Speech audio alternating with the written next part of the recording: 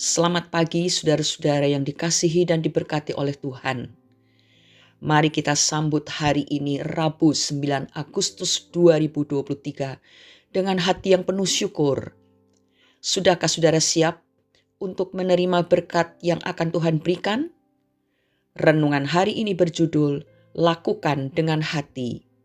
Kita akan membaca satu ayat dari surat Kolose pasal 3 ayat 23, demikian bunyinya. Apapun juga yang kamu perbuat, perbuatlah dengan segenap hatimu, seperti untuk Tuhan dan bukan untuk manusia.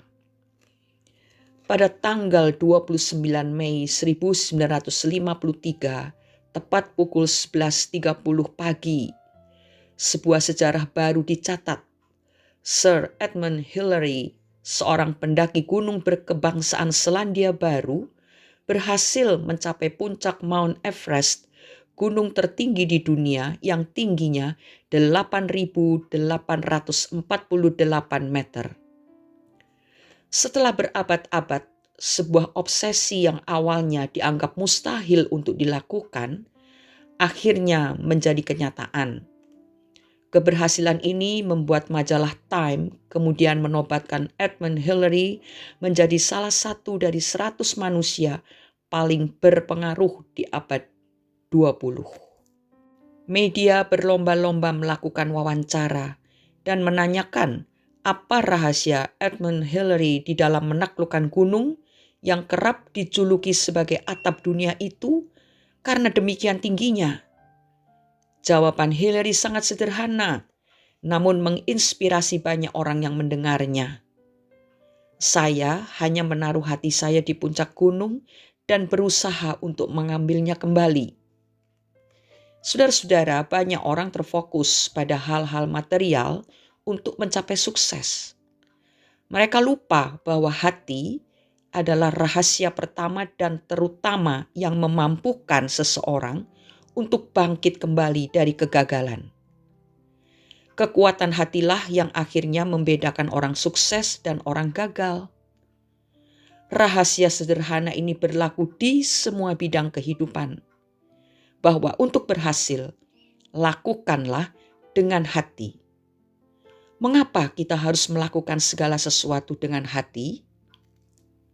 Alasan yang pertama adalah agar hidup kita selalu antusias dan penuh gairah. Seberat apapun tanggung jawab pekerjaan, kalau kita melakukannya dengan hati, kita akan bersemangat dan penuh antusias. Tidak ada istilah bosan melakukan sebuah pekerjaan, karena setiap hari akan ada cerita baru dan semangat baru yang tidak diperoleh ketika kita melakukannya dengan berat hati. Alasan yang kedua, tidak ada pamrih dan tidak cepat merasa bosan. Ada banyak orang keberatan melakukan pekerjaan yang minim penghargaan.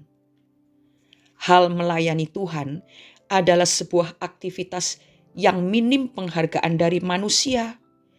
Bahkan seringkali orang tidak menganggap itu pekerjaan penting. Sering kita temukan ada orang pada awalnya bersemangat melayani Tuhan, namun seiring berjalannya waktu, semangat itu kendor dan akhirnya hilang. Penyebabnya adalah karena ia tidak tahan. Rasa-rasanya energi yang dikeluarkan dengan penghargaan yang diterima perbandingannya sungguh tidak seimbang. Kolose 3 ayat 23 tadi sudah mengajari kita, yaitu supaya apapun yang kita perbuat, kita kerjakan harus dilakukan dengan segenap hati dan dilakukan, diperbuat seperti untuk Tuhan, bukan untuk manusia. Ketahuilah saudara, segala sesuatu yang dilakukan dengan hati akan membawa dampak yang berbeda kepada hasil akhir dari pekerjaan kita. Bahwa hanya sedikit orang yang memberikan apresiasi kepada kita itu bukan masalah. Karena upah yang sejati telah tersedia bagi kita dan itu bersumber dari Bapa di surga. Kolose 3 ayat 24 demikian bunyinya. Kamu tahu bahwa dari Tuhanlah kamu akan menerima bagian yang ditentukan bagimu sebagai upah. Kristus adalah Tuhan dan kamu hambanya. Kita harus menyadari bahwa kita ini hamba Tuhan, hamba Kristus. Karena itu kita harus berharap upah itu dari Tuhan, bukan dari manusia. Karena itu Rasul Paulus berkata, segala sesuatu yang kamu perbuat seperti untuk Tuhan. Karena apa? Karena Tuhanlah Tuhan kita. Tuhanlah Bapa Surgawi yang memberikan upah kepada kita yang mengerjakan segala sesuatu dengan segenap hati.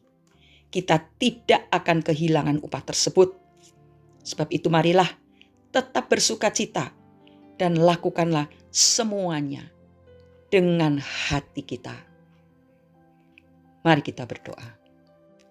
Bapa di dalam surga, kami bersyukur karena hari ini Engkau sediakan buat kami untuk kami nikmati, untuk kami jalani bersama dengan Tuhan.